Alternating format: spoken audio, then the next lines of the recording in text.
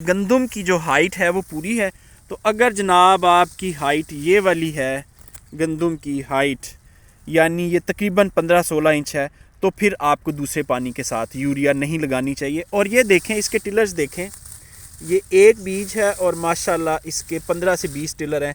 तो इसका मतलब है ये टिलरिंग कर चुकी है। अब इस सूरत हाल में भी इसको यूरिया खाद की ज़रूरत नहीं है। तीसरे नंबर पे आपने ये देखना है कि क्या इसका रंग जो है फसल का वो येलो तो नहीं हुआ। तो ये देखें, लश ग्रीन है, इसको किसी किस्म की नाइट्रोजन की ज़रूरत नहीं है। और आखिर में जो आपने ये देखना है कि फसल किसी चीज़ का स्ट्रेस तो नहीं ले रही, यानी आपने कोई वीडीसाइड स्प्रे किया हो या किसी कोई मौसमी स्ट्रेस हो। तो मौसमी स्ट्रेस की सूरत में आपको फॉलियर करना है, यूरिया खाद का फॉलियर करना है, यानी स्प्रे करना है 2 किलो फी एकड़ के हिसाब से। तो यानी 1 पाव एक टैंकी में आप डालेंगे या ज़्यादा से ज़्यादा आधा किलो डाल लेंगे बस।